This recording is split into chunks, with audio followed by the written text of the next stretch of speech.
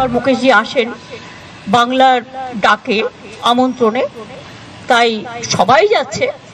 But আমি হয়তো যেতে পারতাম না, কিন্তু এতবার করে আমন্ত্রণ জানিয়েছেন যে একেবারে ছেলে থেকে শুরু করে নেতাজি থেকে শুরু করে মুম্বাই মুকেশজি থেকে শুরু করে বারবার, সেই জন্যই আমি যাচ্ছি। আমি কালকে উদ্ধব ঠাকরের সাথে একটা অ্যাপয়েন্টমেন্ট করেছি, রাজনৈতিক কথা হবে, কারণ অনেকদিন দেখা হয়নি ইলেকশনের পর। এবং শারদজির বাড়িতেও যাব, শারদ পরের সাথেও আমি একটা অ্যাপয়েন্টমেন্ট করেছি, একটা 4টে আছে, একটা 5টা আছে। অখিলেশও কালকে গিয়ে পৌঁছবে, ওর সাথেও দেখা হলে হয়ে যেতে পারে, এখনও ঠিক হয়নি কখন পৌঁছবে না পৌঁছবে। আমি কালকে তারপরে বিয়েতে অ্যাটেন্ড করে আমি পরশুদিন ফিরে চলে আসবো। এই পর্যন্ত আমি আপনাদের একটা কথা বলি, কয়েকটা টিভি চ্যানেল খুব ভুলভাল উল্টোপাল্টা বিজেপির কথায় এম স্কোয়ার, অর্থাৎ ওদের একজন মালভিয়া আছে। এম স্কোয়ার বলতে আমি কি বোঝাচ্ছি আপনারা বুঝে নিতে পারছেন। যা কীর্তি করেছে, কীর্তি ও কেলেঙ্কারি, যা বাংলা সংস্কৃতিতে খাপ খায় না, বাংলা কেন দেশের নয়। 2021 সালের একটা ঘটনা নিয়ে কোন একটা টিভি চ্যানেল, যদিও এটা মুকেশজির TV channel, I am sorry to say, এখানে আমি কোনো কম্প্রোমাইজ করি না।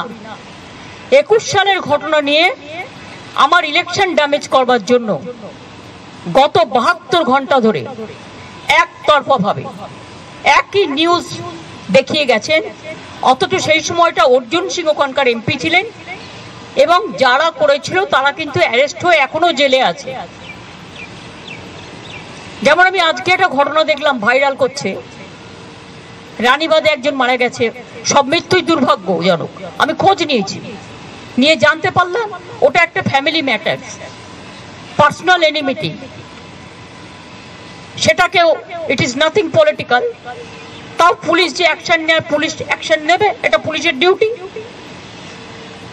গত পরশুদিন একটা দেখুন, এতগুলো ইলেকশন হয়ে গেল, এতগুলো বুথ, মাত্র একটা বুথের একটা ইনসিডেন্ট নিয়ে এবিপি আনন্দ সারাক্ষণ কাল 24 ঘন্টা ধরে দেখিয়ে গেছে। আর কোনো খবর নেই, একটাই খবর, তৃণমূল দেখলেই জব্বর খবর। আর যে মানুষগুলো শান্তিপূর্ণভাবে ভোট দিল, একটা মানুষ ভুল করতে পারে, হাজারটা নয়, সেটাও মানুষ নয়। আমি বলবো যদি কেউ করে থাকে তার বিরুদ্ধে অ্যাকশন হবে। 29 জন অ্যারেস্ট হয়েছে, চোখ নেই কান নেই, দেখতে পায় না। কয়েকটা টিভি চ্যানেল বাড়াবাড়ি করে উত্তেজনা চলাচ্ছে, প্ররোচনামূলক বিবৃতির মাধ্যমে লোককে মিসলিড করছেন, ভুল বোঝাচ্ছেন। আর অপসংস্কৃতির কাণ্ডারি হয়ে এরা মোদি মিডিয়া হয়ে গেছে। আমি আপনাদের বলবো, আপনাদের কিছু ক্রস চেক করার থাকলে, নবান্ন তো আমাদের সবাই থাকে, আমরাও থাকি, আপনারা ক্রস চেক করে নিন, পুলিশের কাছে ক্রস চেক করে নিন যে অ্যাকচুয়াল কি ঘটনা ঘটেছে। এমনকি পুলিশ যখন বলছে, ইনফরমেশন দিচ্ছে, তখনও সেটাকে আপনারা ক্যারি করছেন না, just one sided news carry হচ্ছে। কারণ তা নাহলে বিজেপি আপনাদের ইনকাম ট্যাক্স রেড করবে, সিবিআই রেড করবে, ইডি রেড করবে। এটা দীর্ঘদিন চলতে পারে না। এটা আমি আপনাদের কাছে আবেদন জানাচ্ছি এখন। এরপর যদি আবেদনে কান না হয়, তখন আমি আইনের পথ দেখব। সরি, এটা আমায় বলতে আমি বাধ্য হলাম, তার কারণ ইলেকশনটাকে সামনে রেখেই নিউজ 18-এর এই প্ল্যানটা ছিল, এবং ইলেকশনটাকে ড্যামেজ করার জন্য এবিপি আনন্দের এই প্ল্যানটা ছিল। আর কতগুলো টিভি চ্যানেল আছে যাদের নাম আমি করতে চাই না, নাম করলে কষ্ট লাগে, তাদের পাবলিসিটি হয়। আমি সরি, আমি তাদের বলতে চাই না। থ্যাংক ইউ, ভালো থাকবেন সকলে। আমার টাইম হয়ে গেছে, তাই আমি যাচ্ছি। সকলে সুস্থ থাকবেন, ভালো থাকবেন।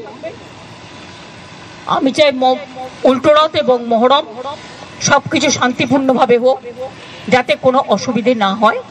এটা আজকে আমি আর কোশ্চেনের উত্তর দিতে পারছি না, বিকজ আই এম লেট নাও। দিদি ওই পোরশনটা একটু হিন্দিতে দিদি।